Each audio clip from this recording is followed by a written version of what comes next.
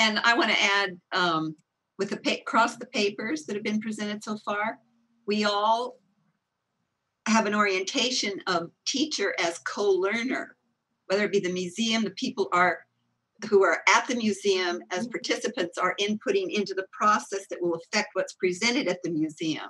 And in the writing of the fiction presentation, students are writing their story. In my presentation, people are coming up with their experiences of diversity and this problem-solving intervention using cultural tools and dialogue, to get the image. So this inclusive teacher as co-learner and lifelong process and open to change over time. That's a theme I'm seeing across all the papers. Mm-hmm. Mm-hmm. And that's good applied anthropology. Yeah.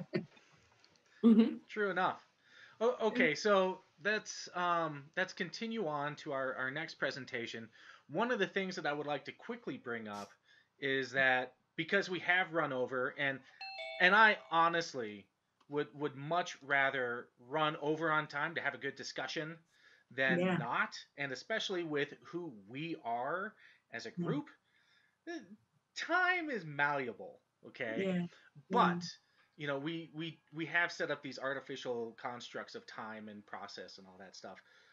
So what I want to do is I want to see if everyone's willing to extend, that time frame for our next presenters, so that instead of at 3:30 or 3 o'clock, our next presentation after that is supposed to start, that we'll keep on going a little bit and just kind of go along with the flow a little bit. So if everyone's cool with that, which I think we probably all are, we'll go ahead and go on to Michael and Alyssa and let us know what you're doing. So yeah, hand it off. And the name of their presentation is Applying Our Time. Yeah. Good segue. Yeah. So you did that beautifully, the segue, without even knowing it. Well, thank you all so much for allowing us to speak. Some of you I've known for a long time. I want to say, Rachel, we've never met, but it was a pleasure. Ryan, you look really familiar. I'm not sure if I know you or not, but it's a pleasure meeting you. Brandon, a pleasure meeting you. Mandy, Chelsea, I think it was Kira or Kyra. And Miss Hogan, can you please tell me how to pronounce your name so I can... Michael. Just Michael. Okay. My dad called me Mike. Okay, great. And I've known or said hi to everybody else at least once in my life. So hello, everyone. As a segue, or just as a connection, really, to talk about food, and we'll be talking about several things too, but also growth. I want to share something with you, that connection of food and growth. I made sure Mayroon isn't on, so she doesn't know. But dude, we've got this humongous zucchini that we're gonna mail to Boulder to Mayroon. Look at this thing, dude. Hold on. Can anybody see that? Oh my God. Like, this is my foot. Woo! Look at that. Can you see it? Yes. Thing is freaking huge. I don't know. It probably tastes terrible. But Mayroon makes a lot of zucchini bread in the winter. And for those of you who don't know, Mayroon was the past treasurer and many, many other things. I know Ed Knopp and Howard could say a lot more about her than I can. But regardless, she was the past treasurer for High Plains, and a wonderful woman and mentor to me. Can everybody still hear? Mm-hmm. Yeah. All right. Plugging in the lab. So, applying our time. Me and Alyssa just started thinking about what we've been doing over the course, since really February, and really ways that it's been different.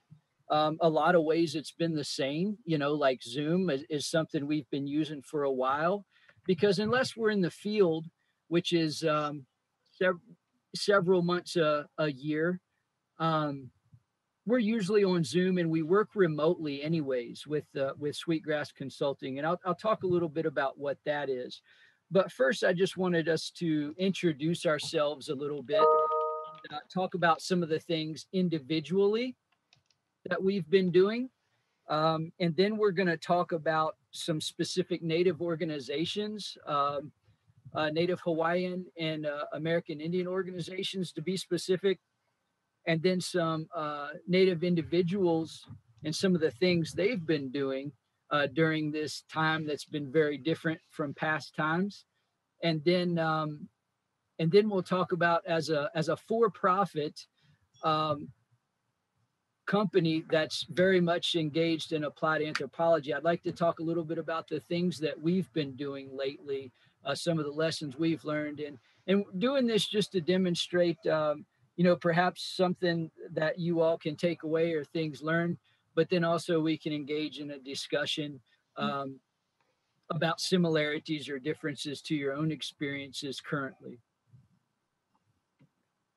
All right. Well, I guess I'll kick it off by introducing myself because I don't know very many of you. My name is Alyssa Camp, and I've been working with Sweetgrass Consulting for about 4.5 years now. But my background is anthropology, of course. I went to Metro, and I graduated about 5 years ago. And like probably many of us who are very passionate and in love with anthropology, like I filled my entire electives with other anthropology classes. I mean, that was my life in college. That's all I wanted to talk about and do. But it also led to more and more like stories about like things that really felt like romanticizing of what anthropology means.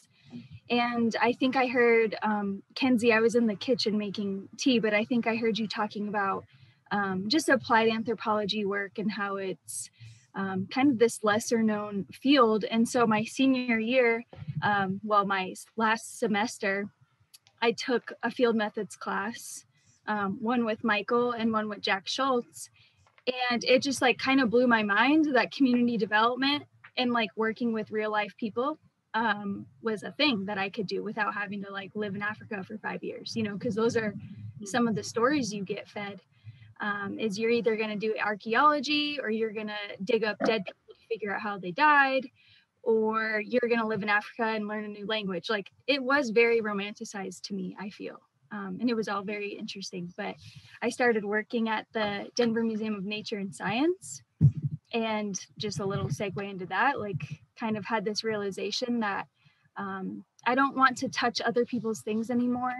I want to help keep and uplift the stories alive from people that are actually living, instead of trying to guess and preserve, like we've all been talking about, what these things are. So that's just a little bit of my background. But as for Sweetgrass Consulting, most of our work really is with Native nonprofits, community development corporations.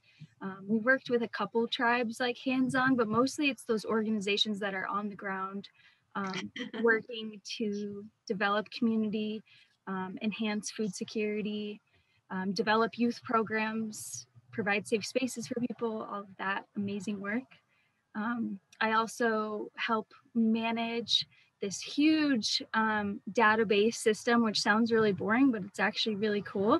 It's basically like a really comprehensive impact measurement system that was designed for Native community development financial institutions, which is a mouthful.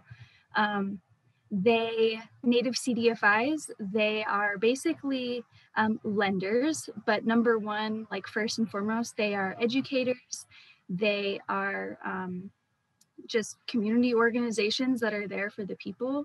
They are providing loans and financial education to individuals who normally are shut out of the system, whether that's because they live in a bank desert, there's no banking, or just straight up discrimination. I mean, practices like redlining, which you all may be familiar with, but basically drawing boundaries around reservations, around Black communities, gerrymandering basically, but in the banking world. So, okay, on reservation, people are going to get a 2% higher interest rate, for example, just by living on the reservation, if we're even going to approve them.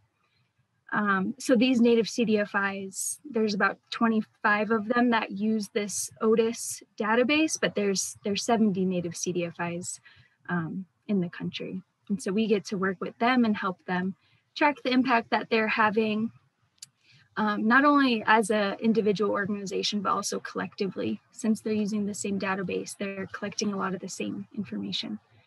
And another big thing that we were working on was Owista Corporation. They're out of Longmont here in Colorado, and they are a national native CDFI intermediary, and they're just amazing. They are kind of the backbone of the native CDFI industry. They really bring those native CDFIs together. They provide funding to them because they're an intermediary. They get a lot of extra funding that the little guys can't really get, and then they disperse that to them. And they are trying to uplift native CDFIs to be able to provide home loans. As many of you know, like native reservations, trust lands, like native Hawaiian homesteads. Housing lending is really complicated in general, but especially on those areas, it's especially complicated.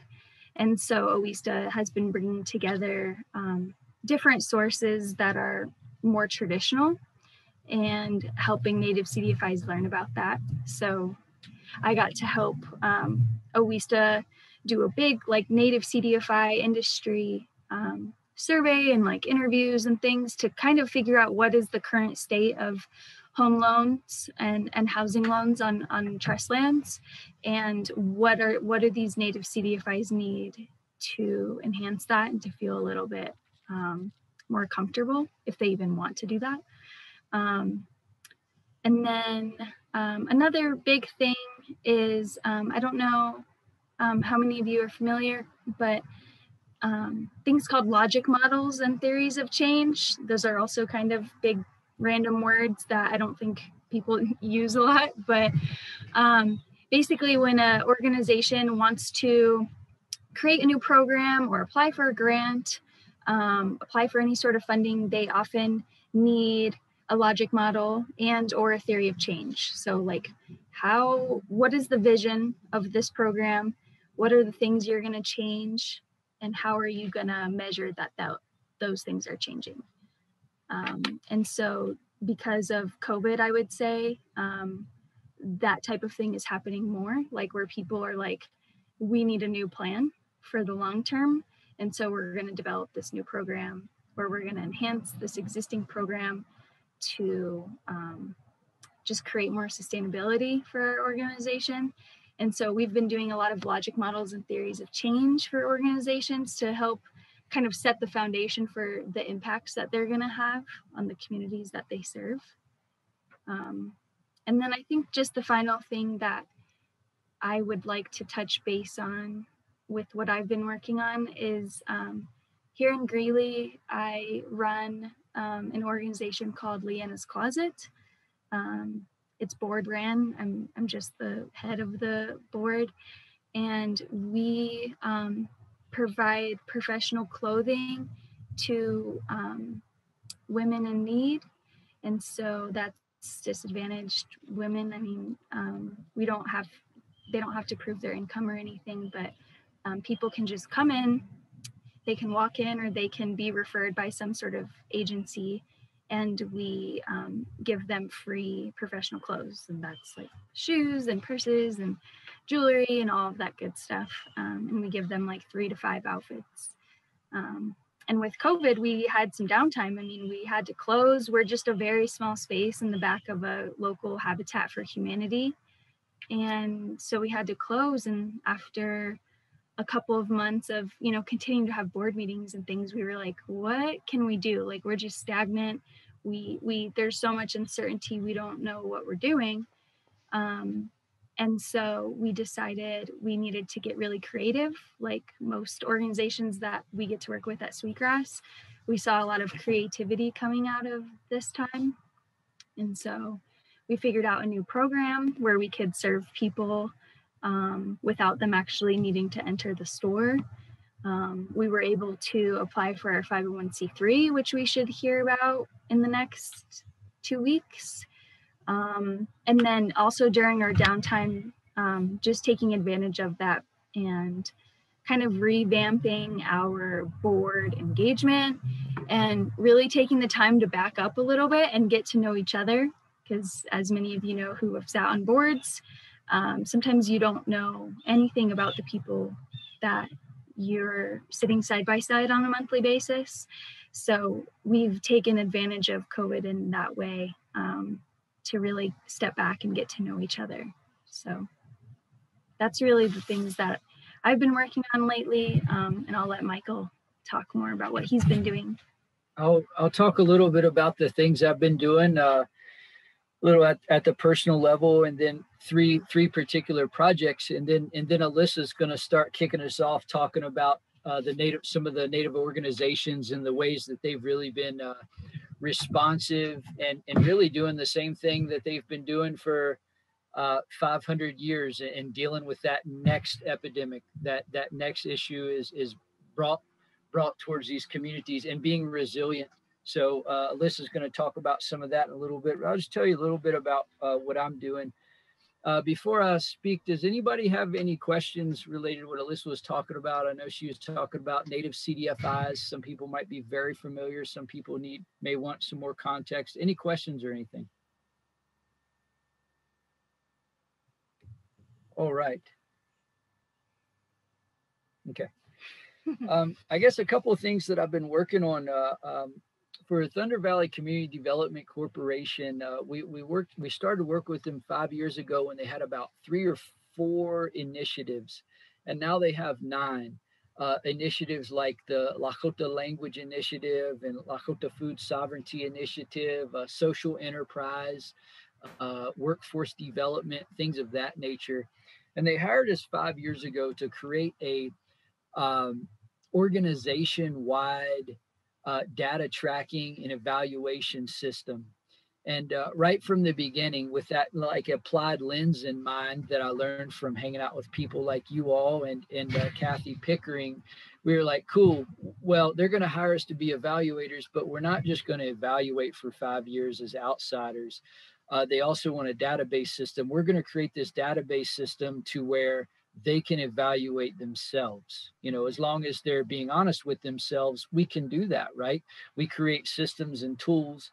They fill them out and they can evaluate themselves. Well, it's the end of the 5-year contract that we had with them, now going 9 initiatives strong, and they want a 5-year report. And we've done so much. Luckily, myself and their ED, they're just so busy with COVID related things and a lot of the depressions and suicides related to that, that we all agreed, hey, let's just do a Brydge report instead of trying to talk about every single thing we've done the last 5 years.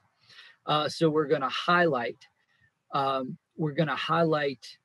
this report the things related to child well-being, because the funder Doris Duke that funded this 5-year initiative, that's one of their central tenets, enhancing childhood well-being. So what we're doing is writing a report that exemplifies the things Thunder Valley has done in that area, but then pulling out charts and data from their own system that we co-created, that Doris Duke funded, to also say, hey, look how well you've allowed them to tell this story through the funding that you gave them. They're also doing a Wichoti Kaga Business Startup and Development Center feasibility study. Which Wichoti Kaga, it means kind of like coming together as a group or gathering, and they want to do business development and startup center. You know, a lot of people in academia or such would call it a business incubator. This couldn't be any better time, I should let you know, because anybody that follows the law right now. Some reps and senators from New Mexico, and including the native lady there who's became very popular the last few years. They just passed the Native American Business Incubator Program Act. I bet Sean knows a lot about what's going on related to that right now. He's just waiting for a signature, but that's something to keep on your radars. Native CDFIs are keen on those types of things, business development. Well, anyways, Thunder Valley wants to create a business incubator center, but they want to know, it's great. I mentioned those 6 McDonald's. Every town I've ever lived in, nobody asked me, would you like a 5th Wendy's down the street? Would you like a 7th McDonald's? It's just, nobody's ever asked me ever, no matter where I've lived in each 4 or 5 states, if I wanted anything there. But we do so many studies because Native entities hire us to figure out, hey, we've got this vacant land and we got a few ideas. Ask our community what they want there. So we're doing that right now with the business incubator. So we're asking questions, like what type of resources do people want or need? What type of mentorship and trainings can local people provide? Hey, business leaders, if it was like a constant hustle and struggle for you to start your business, what do you wish you would have had? Okay, so financial resources, and people need to learn how to do taxes more and create a business plan. Are there partners in Oglala Lakota country already that Thunder Valley can partner with to do that? Or are there things that they need to build internal capacity to do that? That's what this feasibility is trying to figure out, as well as that financial feasibility, because I like to teach skills related to that applied anthropology. But as you all said, we're all learners and teachers. I need to learn more about financing and stuff, and those types of financial feasibility is being incorporated into that study as well. And the third big thing is similar to what I just talked about with the business incubator, except for it's related to a construction industry workforce program for the Leech Lake Band of Ojibwe. They have a severe lack of housing, like many people, communities of color in our country. They're dealing with many different epidemics, and they have a understaffed tribal college that teaches construction, but they just can't get the training and capacity deep enough and address the many socio-cultural things that are going on to create a sustainable local construction workforce to help provide for those homes. So we're getting ready to start a feasibility study related to that, that's going to look at supply and demand, even the potential of partnering for lumber from a First Nations company, and ensuring an Ojibwe-centered curriculum that doesn't just teach people how to swing a hammer, but to how to feel good about who they are and what their grandparents taught them and things of that nature. And then just on a personal note, from February to July, I kind of slacked a little bit, I'll be honest. Some of our contracts actually picked up, but the contracts we already had got put on the back burner because people were like, whoa, we got way more important things. We need to put a business incubator feasibility study on hold for, a second or maybe a couple months. So that left me sitting while the organizations we work for were doing a lot of rad things. So that allowed me to spend more time with my sons that are going to be 18 in 8 days, and try to become more healthy and things of that nature. You want to talk about some of the Native organizations? Yeah. So as I was starting to talk about Native CDFIs, and I know Lucor, you said in the comments you want to learn more about them, and they're like the main people that I get to work with. So anytime you want to talk about it, I'm down. But Native CDFIs, as I mentioned, they are working in communities that are often shut out of the traditional banking world. And but they're also providing lending and services that is like culturally relevant. So they're not just taking you know, some Anglo like financial education that's worked really well and on the East Coast, like in a DC area or something. Like these are curriculums that have been designed by the people who they will then be taught to, like in those communities, which is really cool. But because of that, kind of what I'm getting at is they create their own models. They do their own thing. Like there's not much of a model to work off of. And as we all know, like Native communities, you know, I say that a lot, but that means so many different things, of course. What's going to work in one community is not going to work in the other. What's the number one barrier in one community is not experienced in the same way in another. And so it was really cool to see what Native CDFIs were doing in their respective communities to respond to COVID. And because those models aren't already created, and because of the structure of a Native CDFI allows them to really be flexible to meet the needs of the communities they serve. Like basically, if they see a need, like they create a new program, they create a new loan. So that's really cool. And Native CDFIs, they really thrive on these like super strong networks and partnerships. You know, collaboration is a buzzword, but like that is like their mantra.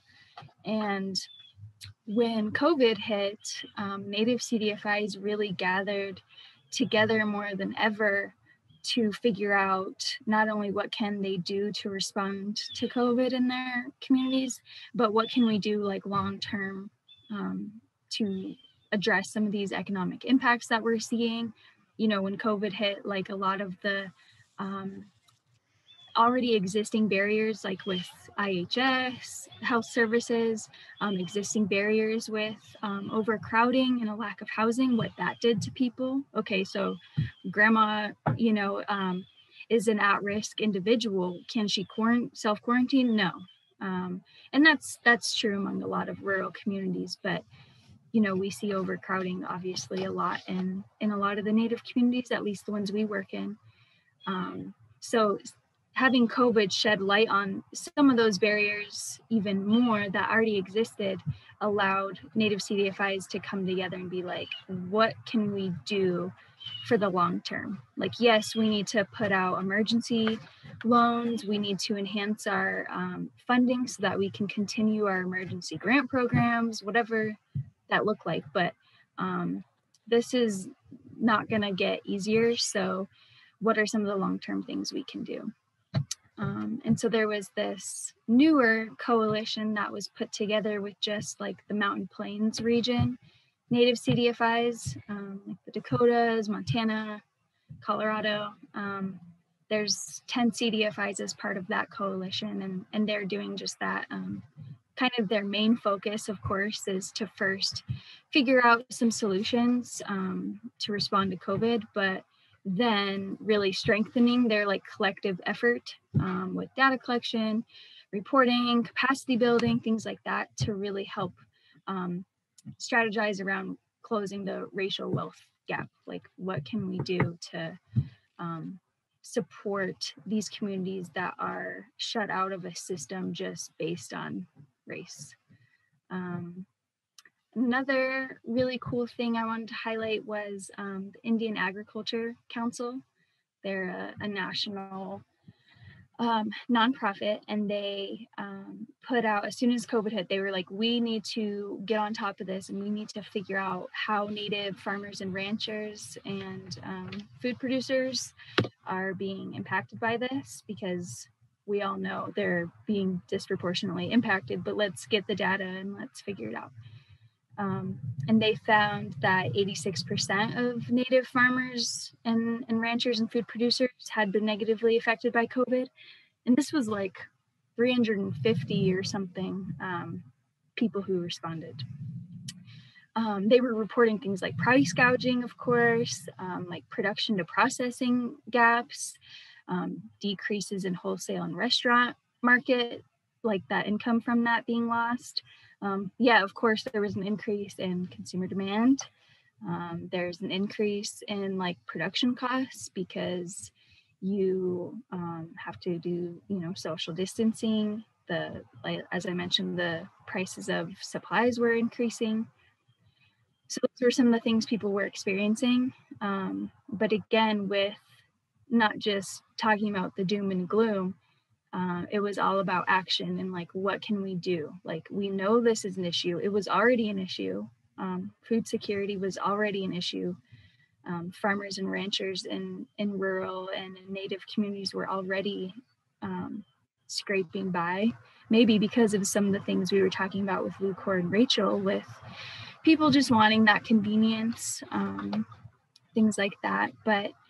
And then of course the corporate, industries just completely taking over. So those local guys not getting as much.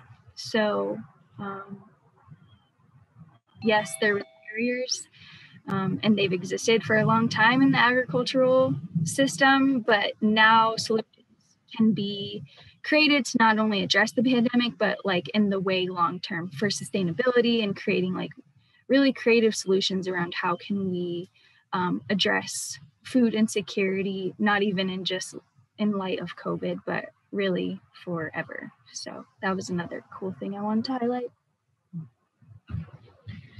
I'll talk about a few things I thought were innovative. A lot of the things we're doing is responsive, of course, and I guess not really that innovative, but some things certainly are. And with Thunder Valley, like this business incubator study, we were supposed to get a lot of community surveys. We were going to host 2 or 3 community meals that had like more Price is Right style gaming type ways to collect information, as well as some elder focus groups, key opinion leader interviews with 25 to 30 people across the nation, indigenous folks engaged in business development and things of that nature. That was able to still happen, interviewing key opinion leaders over Zoom. But community meals and the things that are really necessary to gather appropriate information has just been shot. Thunder Valley themselves, I wish I could say I came up with any of these, but I didn't. They decided, hey, we're going to do a drive-through cookout. Cool. And a completed survey is going to get people a full plate of food and drink, drive-through cookout. So that's an innovative approach they took to gather community information for this business incubator feasibility study. It's being funded by the USDA currently. And the EDA, the Environmental Development Agency, Economic Development Agency, funds a lot of those things too, by the way. They decided to partner with a local business, Out of Bounds Burger. This burger joint's only like a year and a half old. And they're hoping to help food trucks become even more established if they want to. So they're like, why don't we put our money where our mouth is? If we're thinking a good route could be helping food trucks get established, let's, instead of paying community members to complete surveys, let's give people a little taste, pun intended, I guess, of things we could do. We're going to pay Out of Bounds Burger for 150 meals. And then on Sweetgrass's end, we made it to where the electronic survey will produce a personalized certificate of completion. So people then can take that certificate of completion to Out of Bounds Burger and get a meal. So they're still getting that community feedback, and the local burger joint that's only been around for a year and a half is getting meal and publicity. We do understand that there's barriers to that, as not everyone has a smartphone.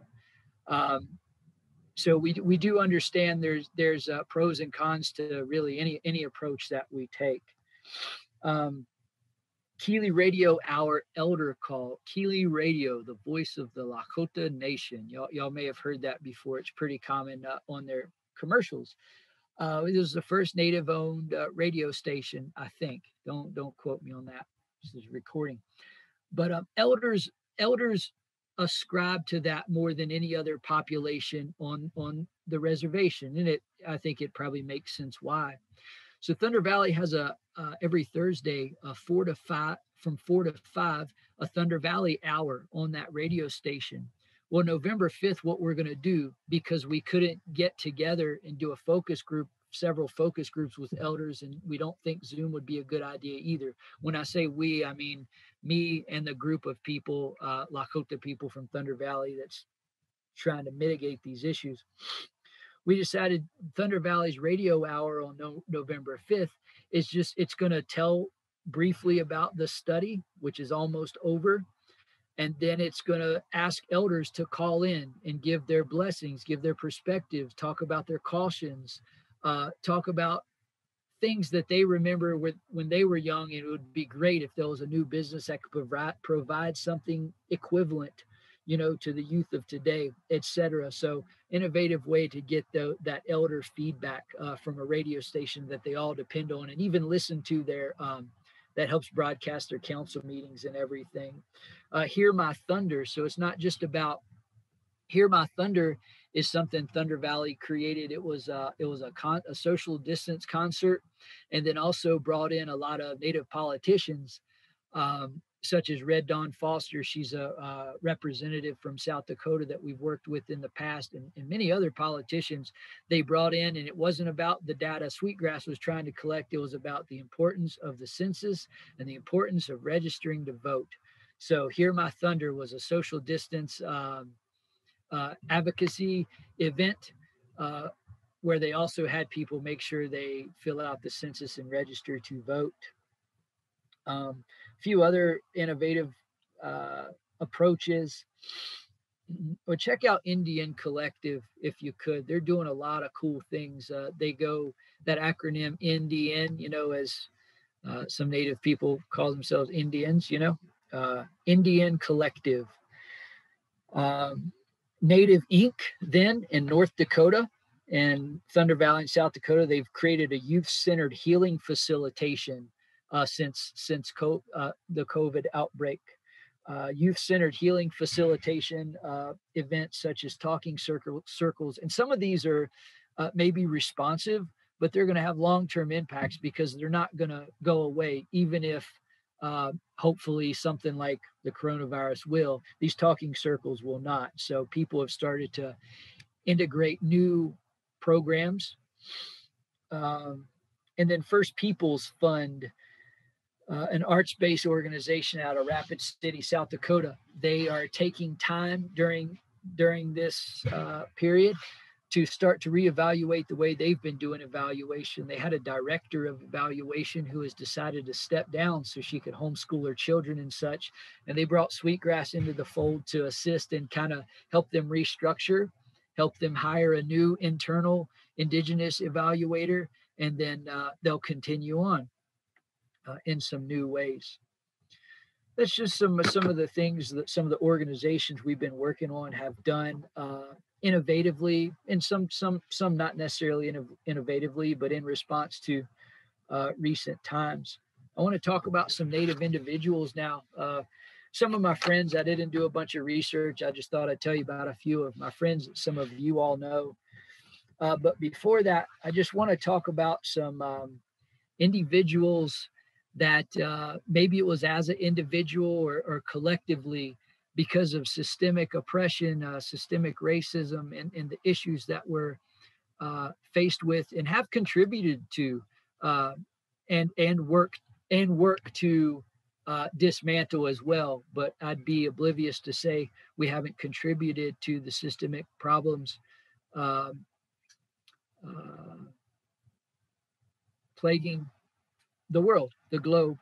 So I want to just have a prayerful moment of silence to honor individuals that decided or just felt like they couldn't take time in this world any longer. People that it was too much for them to bear. So I just want to remember in silence and prayer for those individuals.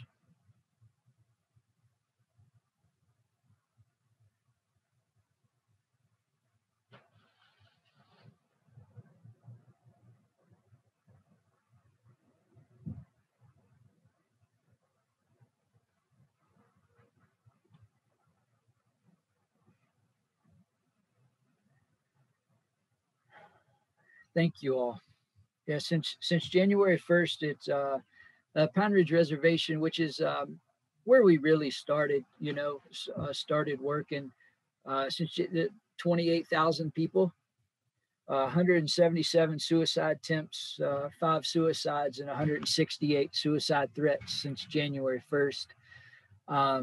Man, a lot of brilliant people that we need to teach us.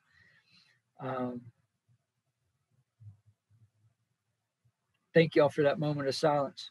My friend Ed, y'all might know Edward Ironcloud III. He's been up in Minnesota, in the Great Lakes, Minnesota, I guess I should say, in the Great Lakes area, working with the Red Lake tribe. He has the Red Lake Band of Ojibwe. He has had extra time due to COVID, and just opportunities to start thinking about new ways and how he can be more of an impact. So he went up there for them to prepare 80 acres for buffalo.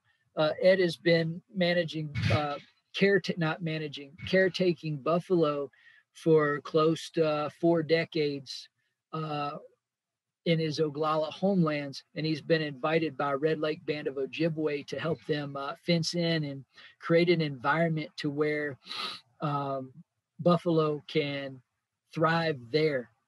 So I'm really excited to see what Ed's going to do. He has a lot of knowledge, but oftentimes he just hasn't felt adequate, or also felt like he had the time to do anything with it. But after they've invited him several times, he's went up there and he's leading the charge to get this 80 acres prepared for Red Lakes, what I believe is their first buffalo herd. He also is looking into getting a community innovations grant from Bush Foundation. Bush Foundation has $44 million to give out right now, which is a little bit more than normal. They're already generous, but they provide grants to people throughout Minnesota, South Dakota, and North Dakota who have innovative ideas. And the idea is, let's pay you so you'll have more time and capacity to make those innovative ideas come to life. And those of you who've met Ed before know that he's got a lot of great ideas, but he's trying to do something to enhance the communication channels between communities, local policymakers, Lakota policymakers, and political action to get Native communities and individuals more involved in local voting, but beyond, to make them feel like their voice is heard, even at their local district meetings and things, and to help voters, just as we need to do in our communities, understand the implications of voting and not voting, and how it's also more than just voting. There's so much involved, that advocacy, that ability to hold conversations, etc. So that's what Ed's been doing during this time. Lucille, his significant other, she's Apache and Aztec. For a long time, she's dreamed of quitting working for like Boulder school districts and things of that nature as a TA provider, as a IT provider.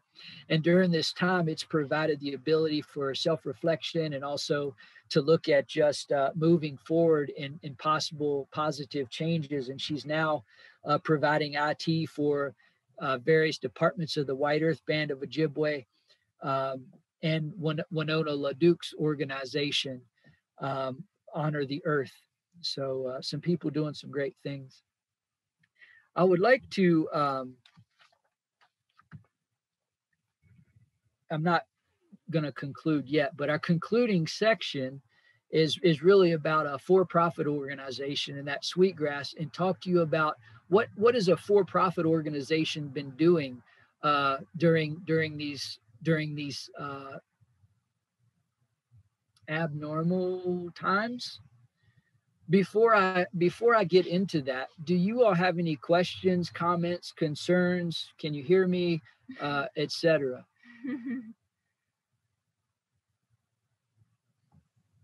Yeah, we can hear you great, and I've really been enjoying it. Right on. All right. Well, before we start this next session, I just want to let everybody know I'm barefoot. No.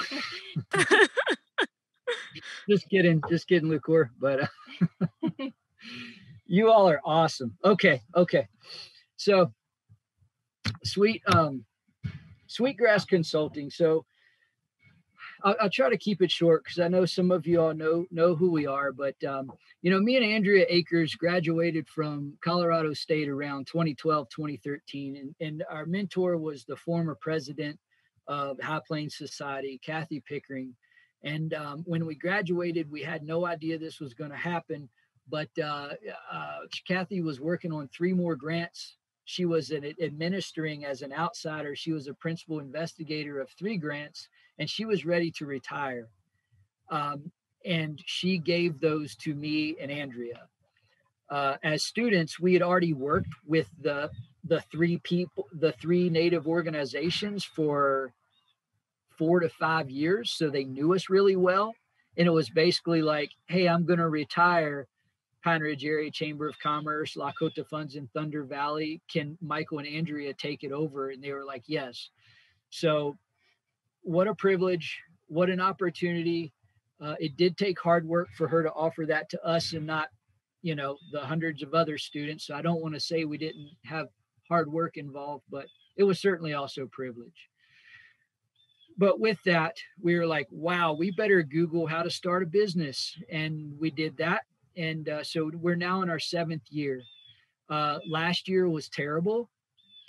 We almost had to lay off some folks. Just so you know, as a business owner, it was my predominant source of income. And for 6 to 8 months, I was making less than both of my employees.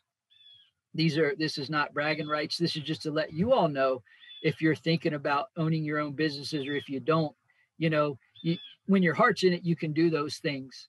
But also when you have assistance and help, and a team of people that you can brainstorm with, you can do those things. But just know it'll take sacrifices. Even our accountant, we went 6 years without one. Andrea was doing it all 5 years, but we have one now. And we hit her up, hey, do you know anybody else that needs work that we could do? We need more. We're going to have to start laying off people. And she said, well, what I can do is do your accounting for free for 6 months. Would that help? So there was always these cool things that assisted us. Fast forward to this year, and it's been the greatest as far as new opportunities, new partnerships, people reaching out to us that we're just like, we think it's so cool that you even know who we are. Like, we've known you all our lives, and that's fun. So I don't want to undermine.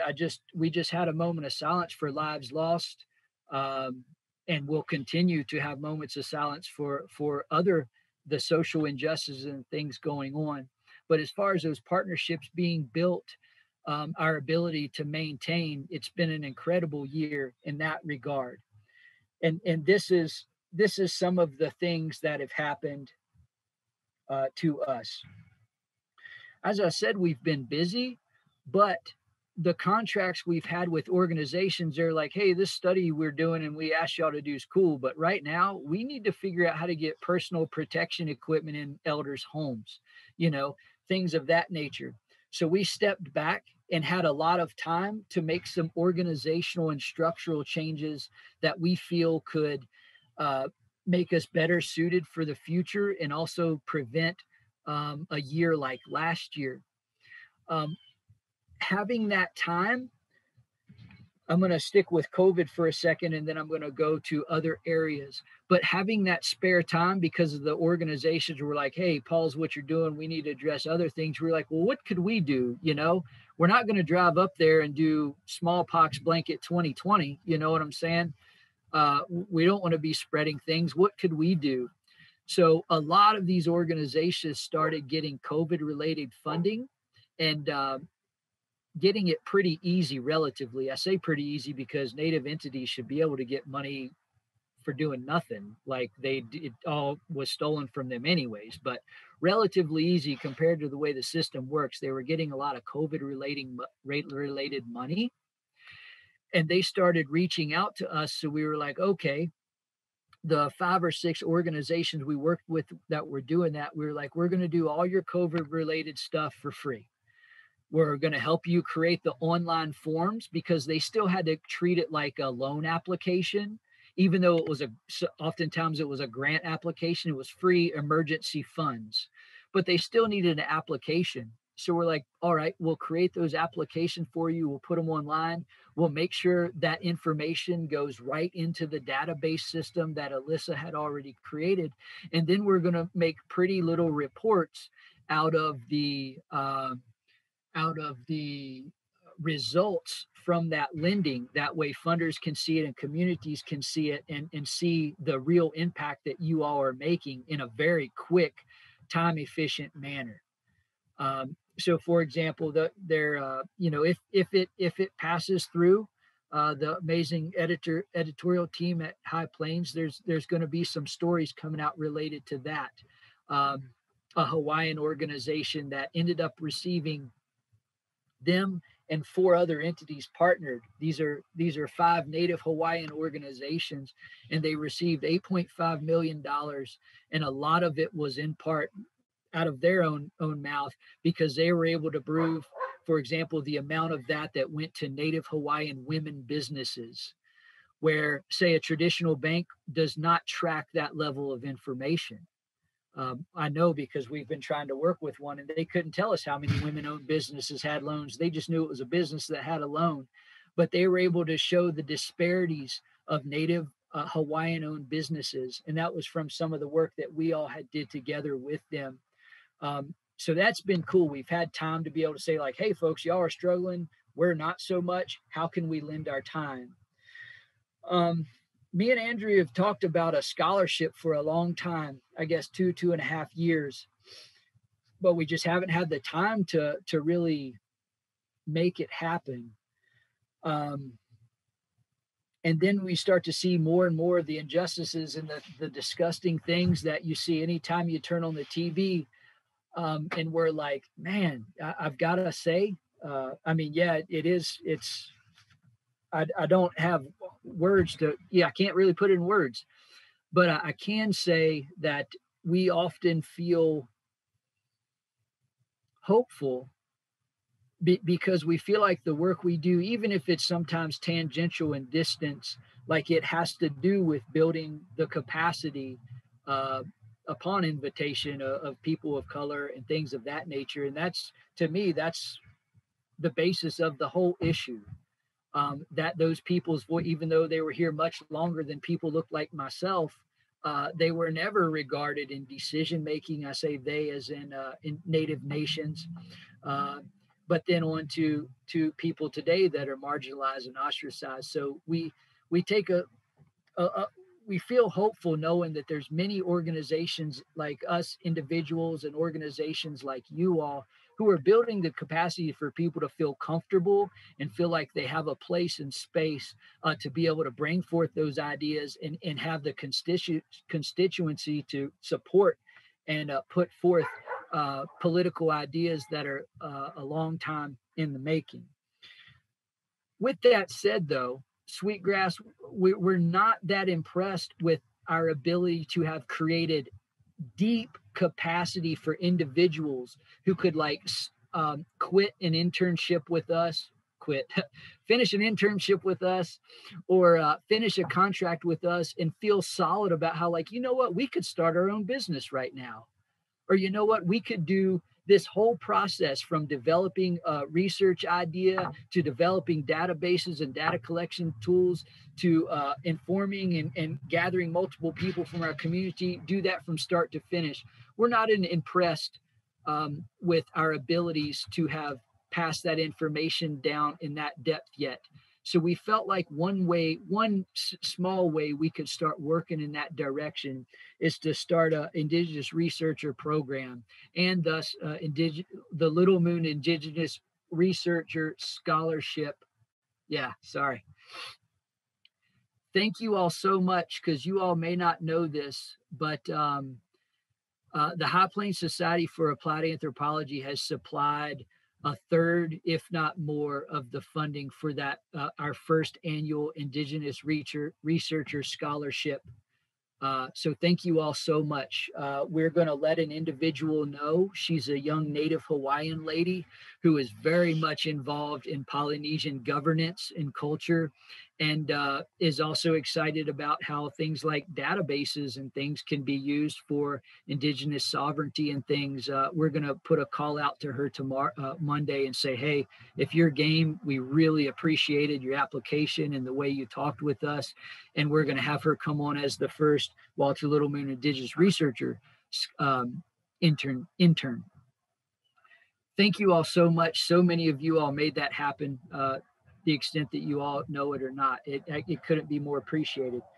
But it's also because of the time and also the disgust that I've spent when I am at somebody's house with a TV that's like, dude, we got to step it up quicker. We can't just keep saying we don't have time to create a piddly internship. Like we could do something.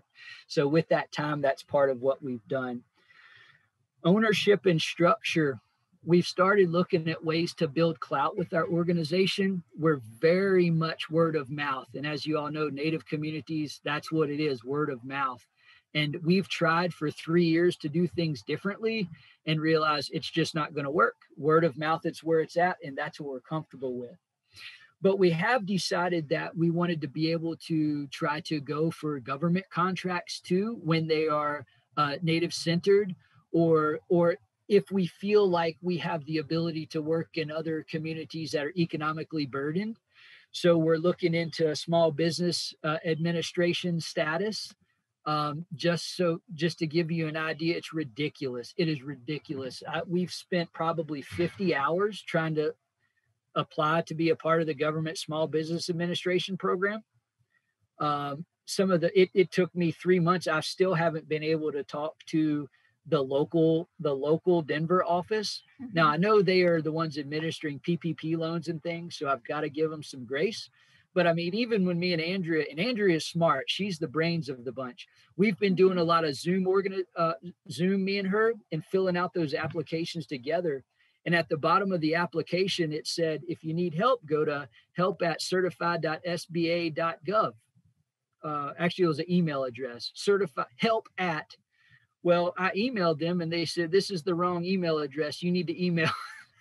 I'm like, how is that? It's the email address that has help in it in the bottom of the page that I'm having trouble with. So luckily we have some time to deal with these barriers. I can't imagine people that don't have the privileges that we do, how in the world they ever navigate that process.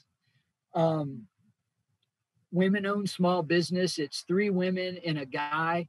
At Sweetgrass, so we're going to try for that designation as well. There's something else that's a bit ridiculous I want to bring up about this. Economically disadvantaged women-owned small business. Now, it's a complex issue. It's a complex issue when I think about it, because it makes me think, great, the government is willing to help many different businesses, not just the smallest of the small. But at the same time, it makes me think of that gentleman that was running for president not too long ago when he was saying like, oh yeah, I brought up a small business, and everybody found out he was actually talking about Staples as a small business. So long story short, economically disadvantaged women-owned small business, if any of y'all are ever thinking about it, you have to prove that your net worth is less than $750,000. Wow. Okay. So I could be grateful for some of that and also disgusted at some of that. But economically disadvantaged women-owned small business, $750,000. So we're working on that. Another thing too, a person that we work with that does indigenous maps for like Dave Bartecki of Village Earth. He's helped people from the Amazon use their stories and such to map their boundaries, their traditional boundaries, to fight court cases for illegal loggers and illegal miners on their lands. He's recently brought together agriculture-related data from all 572 or 3 or 4 indigenous nations and put it in an aggregate form that's free and open to the public. He does really dope things. Well, he mentioned to us, and then someone we work for said, you all should consider a B Corp. Is anyone familiar with B Corp? Raise your real or virtual hands. A B Corp is I first heard about it 4 or 5 years ago, and it is a new status. Some states recognize it as a actual legal status. For some, it's more of a social status, but it is for mission-oriented for-profits who basically operate like a nonprofit. So we had 2 people within a week saying, hey, you should consider that. So I'm like, gee, maybe we should. I thought that was just for like people that, created kombucha cafes or something. I didn't know. So we started looking into it, and I want to share a screen really quick because it's actually pretty cool. It's cool for several reasons, and any of you all can do this. 50,000 plus businesses are using this free confidential tool. Are you all seeing that? Okay. So here's how it works.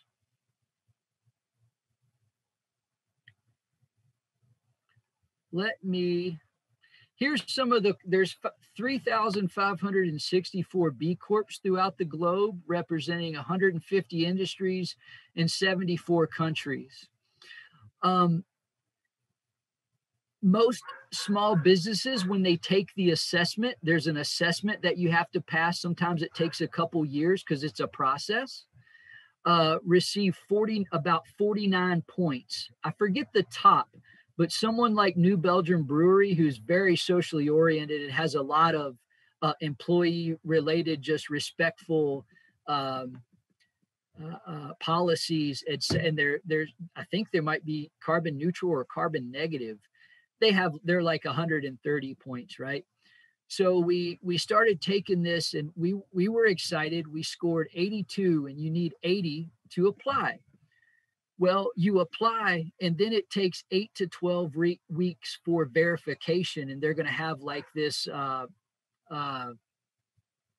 inspector person to call us and like ask us all these questions and make sure we didn't make anything up, etc. So that's where we're at. We're in that 8 to 12 week process.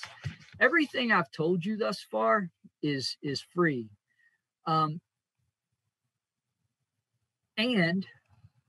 so I'm going to log in and show you what happens to apply. You take the B impact assessment. Michael at Sweetgrass, oh man, pressure's on, .net.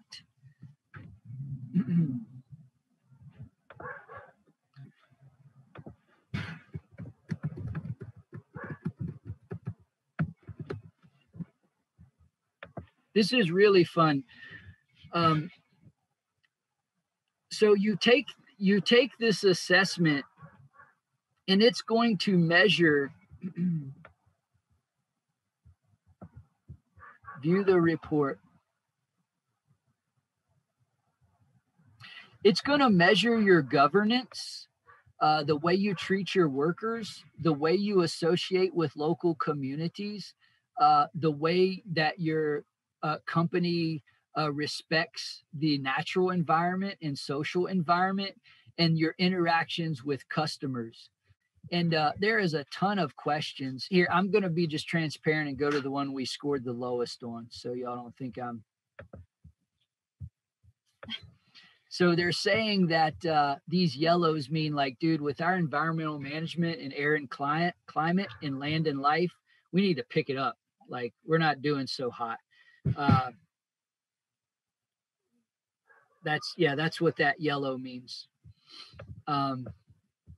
In governance, the way we govern and the way that we're transparent with our employees, with our paperwork, etc., we're doing pretty good in that. Let me see if I can open up any so you all can see the questions. There's a lot of questions. Okay.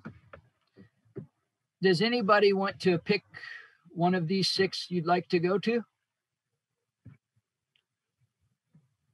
Maybe community. All right.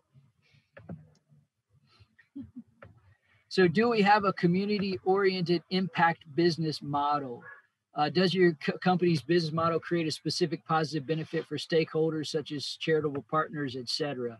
We answered yes, but they're like, yeah, but we're not giving you any points for that one. So some points you get a 0 no matter what.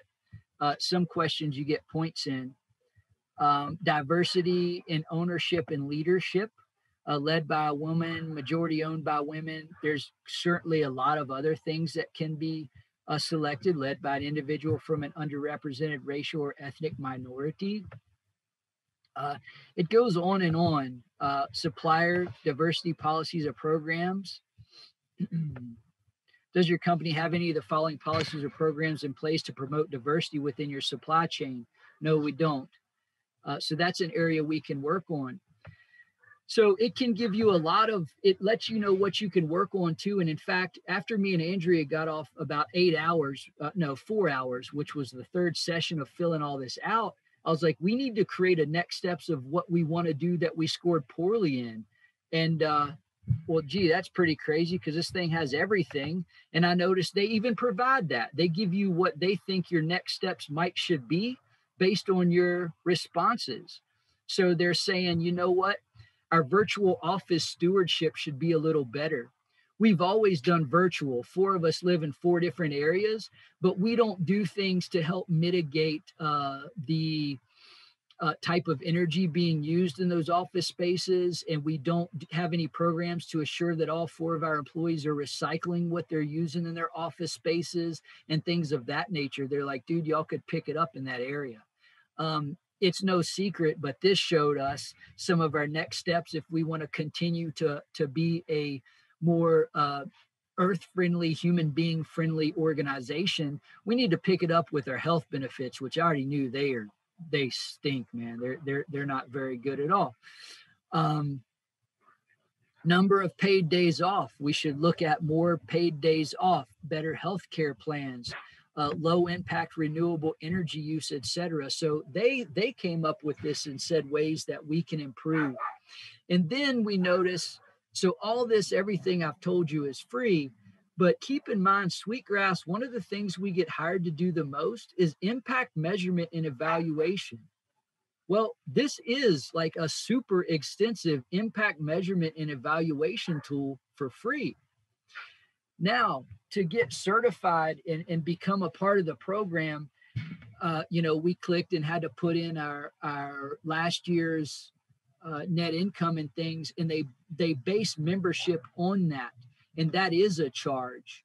And we're like, darn, you got to pay. But then we're like, why wouldn't we pay? People pay us all the time for impact measurement and evaluation systems. If we pay for this, we're able to measure the strengths and weaknesses so we can make greater internal changes and external impacts through time. And it'll cost us an annual subscription. Now, there's been years where we were like, we can't do that. We can barely pay ourselves. But we think this is, we're able to do that now. So for an organization like us, it's going to be like $1,300 a year or something of that nature. I know an organization, they did their own, we didn't do it for them. They are a native, wholly ran and operated organization. They paid $100,000 for their impact measurement system. Just to give you an idea, I think most of the people we work with are paying $3,000 to $7,000 a year. So we're like, we need to put our money where our mouth is. We don't even evaluate ourselves, except for when we do projects, we get that feedback formally and informally from our folks.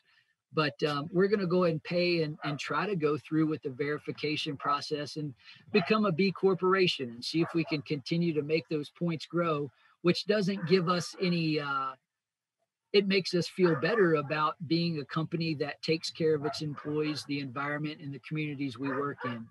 I haven't really seen any other benefits than that, but to us, that's worth it to help us continue to enhance our mission, really. I hope this isn't too boring, man. It's not boring at all. Yeah, no, I'm really into it.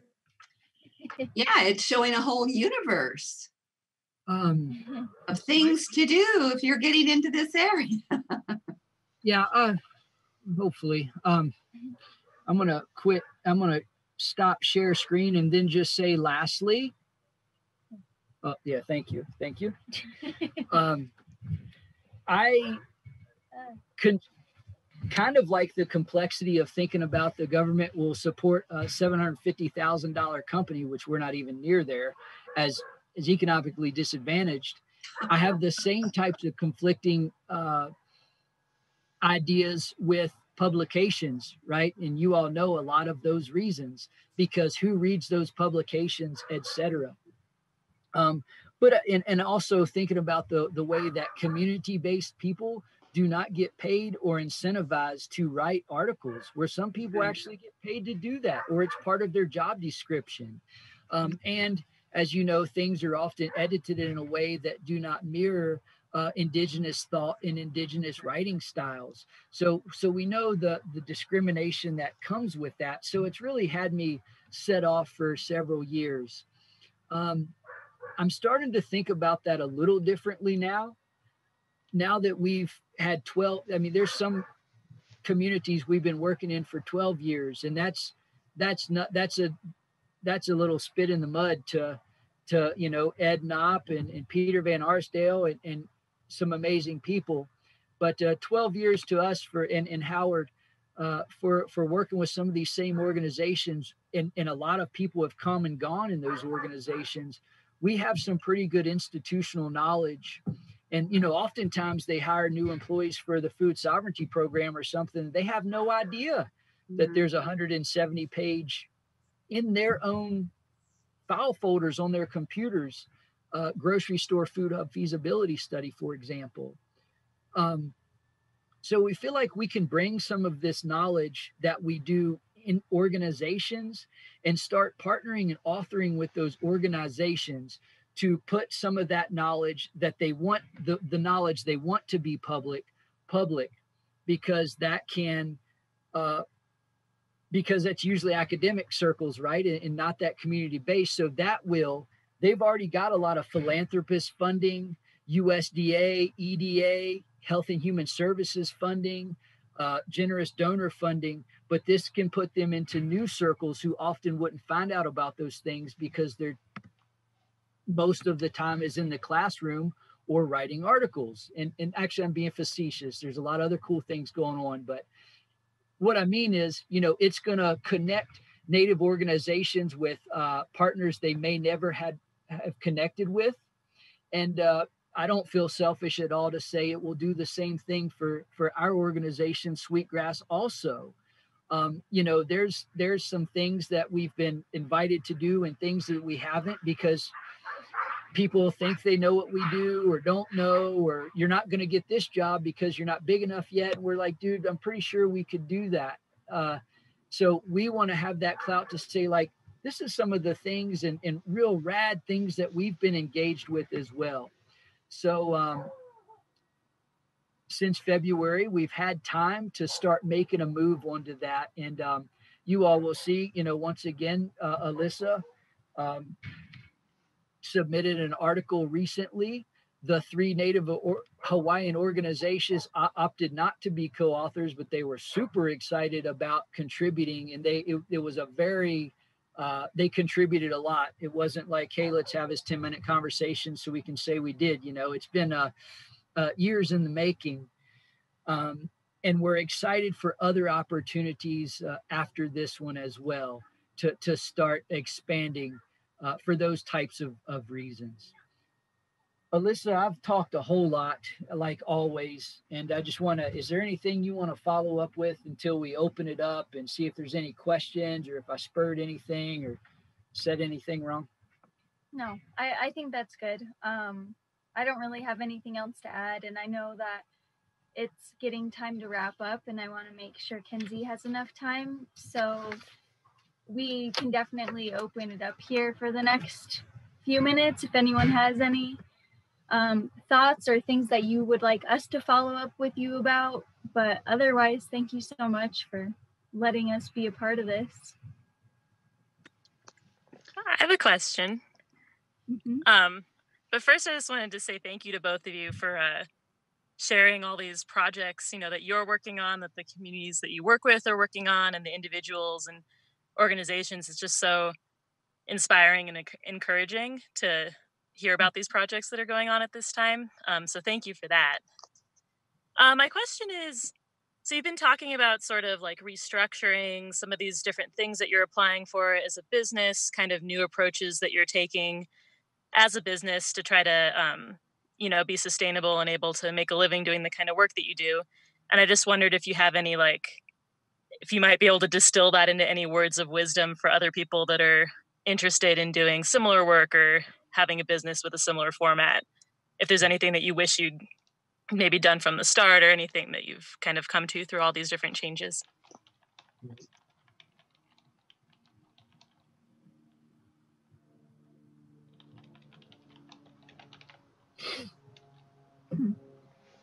I do think taking it slow is important.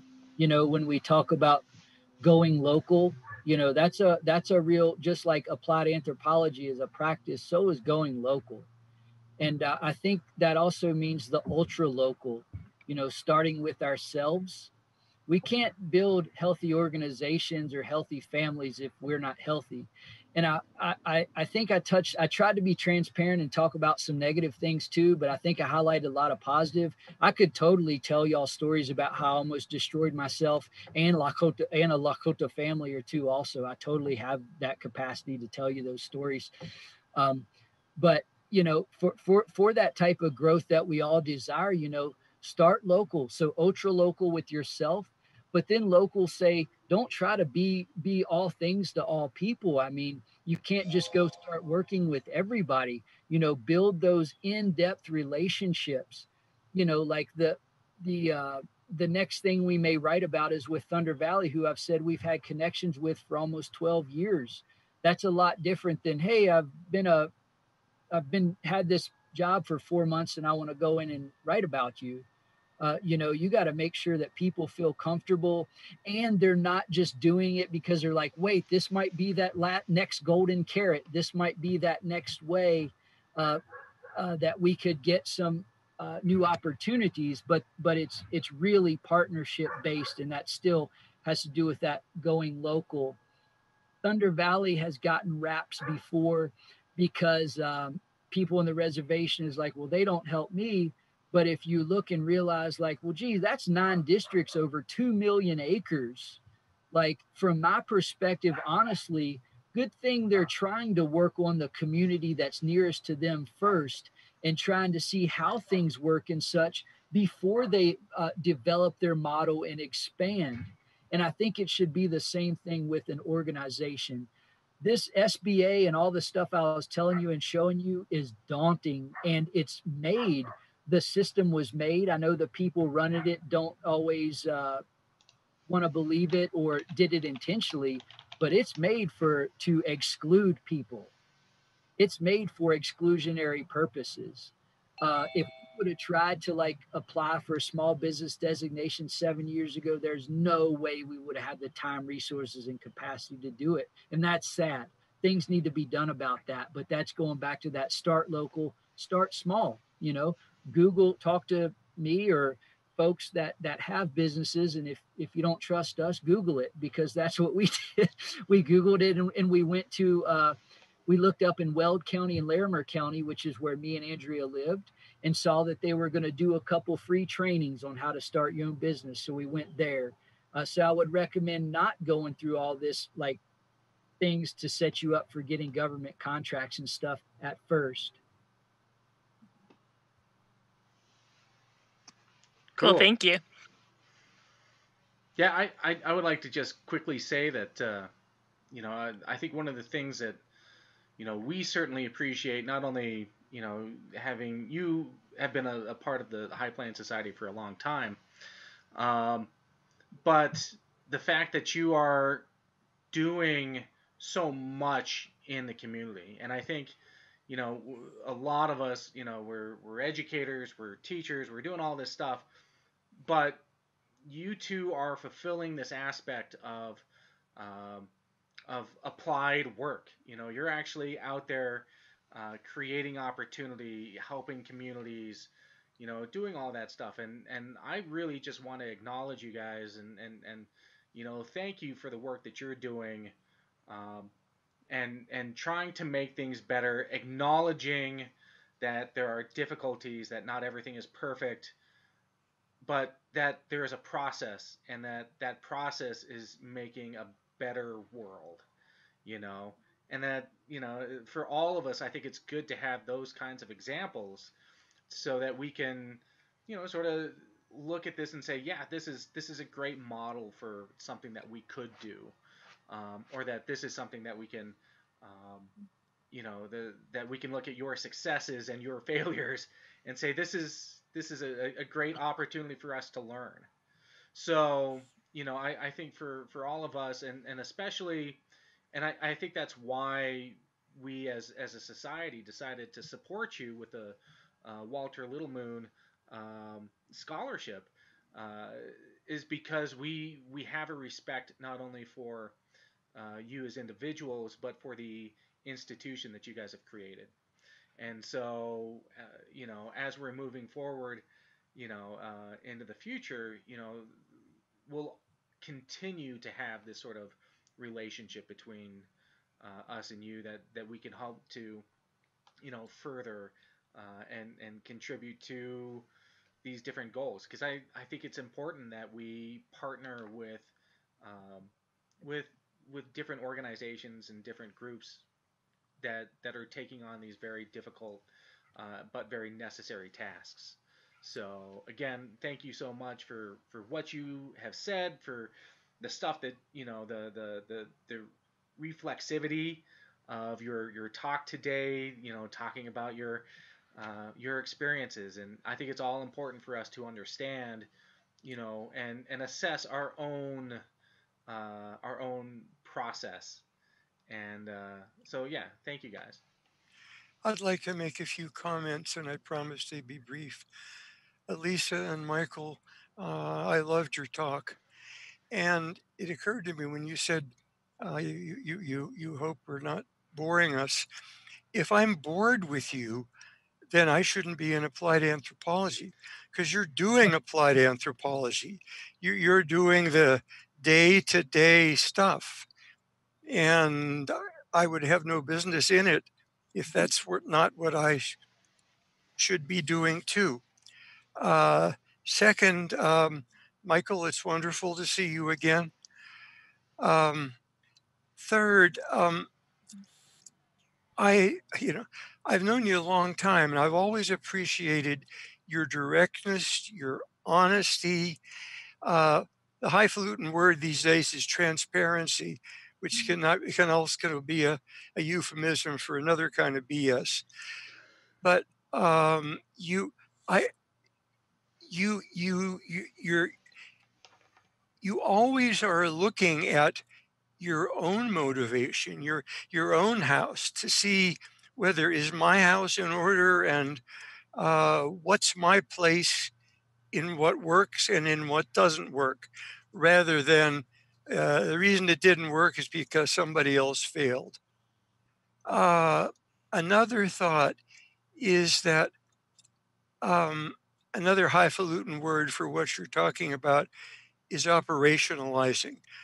We can talk from here to the moon about the work of applied anthropology. You're operationalizing it.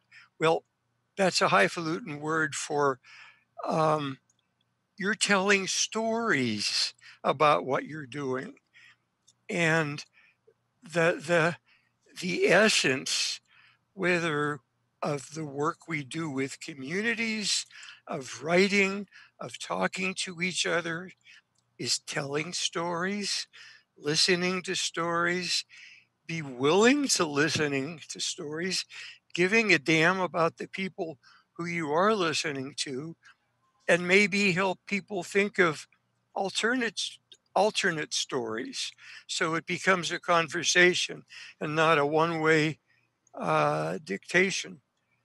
So I greatly admire all that you've shared and all that you're doing, and both of you. And Michael, I can say I knew you when. Mm-hmm. Thank you so much, Howard. Okay. I, Oh, I see a lot of I see a lot of things in the comments, and I'll make sure we copy and paste those and address them later. okay, cool. So I want to thank all of you again for our indulgence into discussion. And Kenzie, I appreciate your patience in taking this extra time for us to dive into some of these fascinating subjects that are relevant to all of us. And which is why I'm very much looking forward to your presentation to add to this conversation. You know,